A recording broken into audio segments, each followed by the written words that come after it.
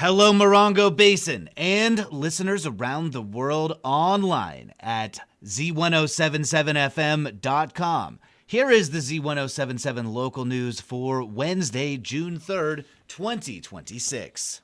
California voters had an opportunity to weigh in on local elections and primaries yesterday during our state's direct primary elections. As of 5 a.m. this morning, 100% of precincts across the state. As of 5 a.m. this morning, 100% of precincts across the state are at least partially reporting. In most races, the two candidates with the highest vote count will face off in November. In Congressional District 25, which now includes 29 Palms, incumbent Congressional Representative Raul Ruiz received 58% of the vote. He will face off against Republican challenger Joe Malas with 20.3% of the vote. In Congressional District 23, which includes the rest of the Morongo Basin, incumbent Republican J.O. Bernolti led the field with 58.6% of the vote. He will face off against Democratic challenger Tessa Lynn Hodge, who received 18.7% of the vote.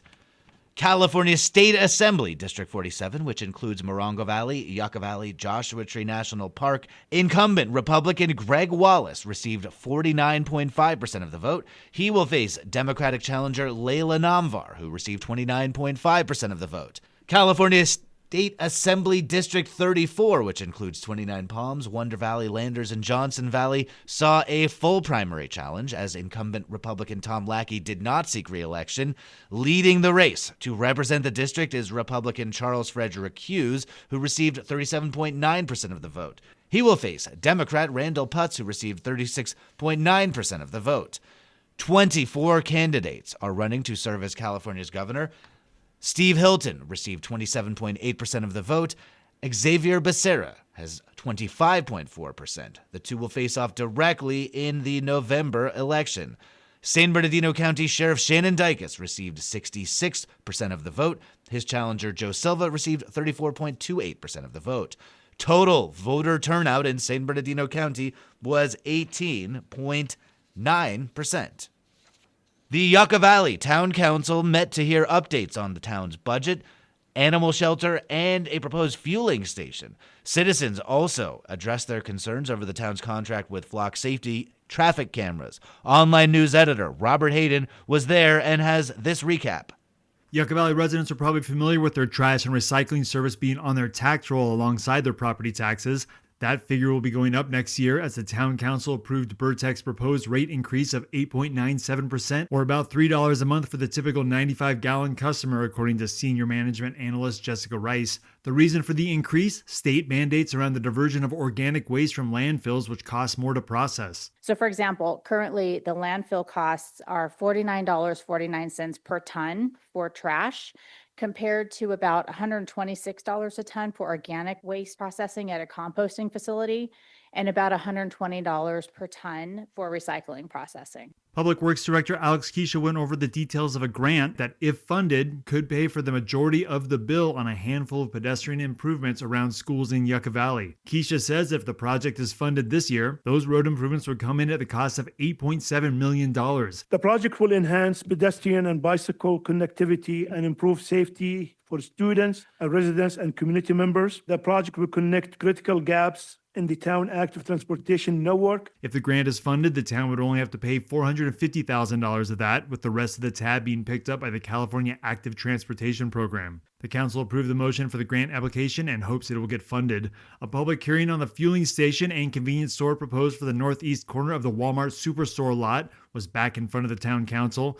The public hearing came with a recommendation from the Yucca Valley Planning Commission on altering the lighting temperature for the fueling station. The initial proposal contained brighter 5,000 to 6,000 Kelvin lighting temperature lights, whereas the Planning Commission suggested a warmer 3,000 Kelvin would fall more in line with the town and county's focus on maintaining dark skies. The three separate motions required to close the public hearing and move construction of the fuel station forward were all unanimously passed. A budget review by Finance Manager Jordan Gumbush included an increased spend on the Yucca Valley Animal Shelter, which she says is one of the town's most significant ongoing priorities.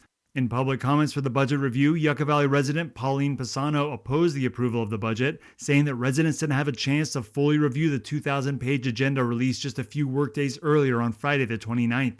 Pisano was specifically concerned about flock surveillance cameras and the data they collect. I have with me over 300 signatures from community members who understand that their rights are being sold to big tech. Today, we are asking our city council to cancel its contract with Flock, to stop any upcoming plans to add more cameras, and to be transparent about how we spend that money in the budget. For future agenda items, Mayor Pro Tem Jim Schooler suggested a full report on the Yucca Valley Animal Shelter, which he says has had an upturn since a year ago. The April shelter statistics, live release rate for dogs was 86.9%, and cats was 100%. That's how well we're doing there compared to what you heard a year ago. During closing remarks, Morongo Basin Sheriff Station Captain Stephen Scoville remarked on the 5-year anniversary of Sergeant Dominique Vaca's death in the line of duty, and Mayor Merle Abel closed out the meeting in the late sergeant's honor. The next Yucca Valley Town Council meeting is Tuesday, June 16th. You can find a longer version of this story on our website, Z107.7fm.com.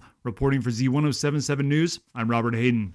The 29 Palms Planning Commission met in a relatively short session last night. They considered rezoning some parcels in the city's general plan, as there are no funds available to hire outside consultants for the process of updating the general plan. The Planning Commission has been tasked with researching items that need to be updated. They agreed that government-owned land should be zoned non-residential and that land owned by utility companies should have utility zoning and not fall under public lands zoning.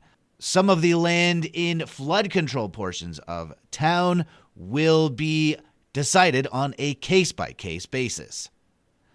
The Morongo Valley Community Services District Board of Directors meets in special session today. On their agenda is the approval of budget workshop dates. The board will also meet in closed session to discuss anticipated litigation with their legal counsel. The meeting is open to the public. It's happening today at 6 p.m. at the Covington Park Community Center.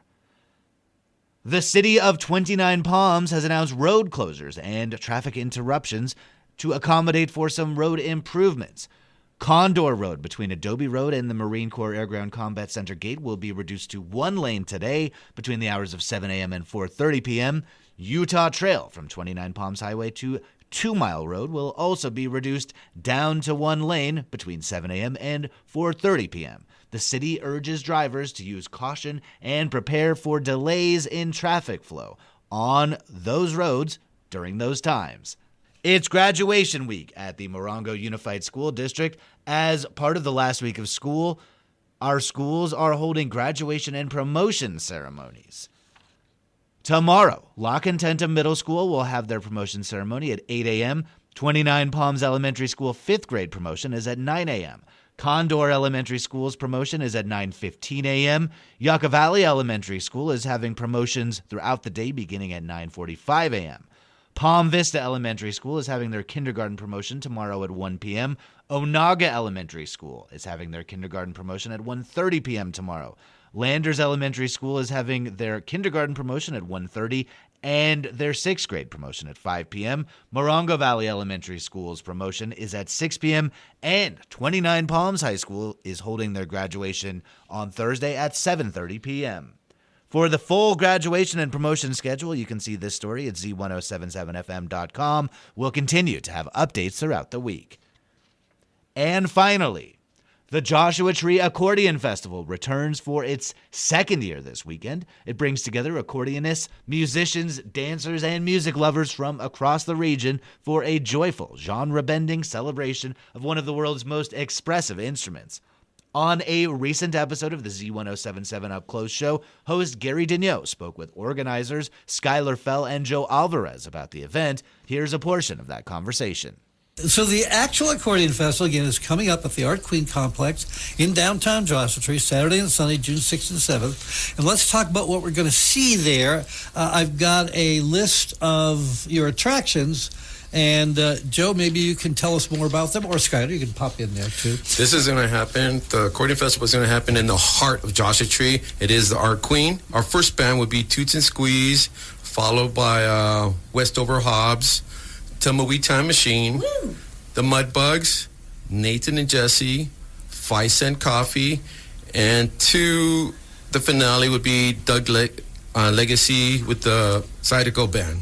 Fun. This is Saturday. Yeah. Yeah. So Saturday. So we're going to have a Zydeco dance part. And then on Sunday, we're going to be featuring solo performers. Okay. So the bands are Saturday, and Sundays are solos. Yeah. Also Sunday, we're going to be featuring an accordion lesson at 1 o'clock that I, Skylar Fell, will be teaching. So that's available and open to the community to come and learn how to play accordion. And we'll have an accordion jam in the evening. So everybody. How hard of an instrument is it to learn? Do people take to it easily? I know with. I think I took lots of piano lessons and not much sunk in with me when I was a little kid. But Well, I like to consider the accordion to be a very high potential instrument. On the left-hand side on a piano accordion, you have 120 buttons, 41 keys. Wow. Yeah, so there's a lot going on. And really, it's kind of a party in a box.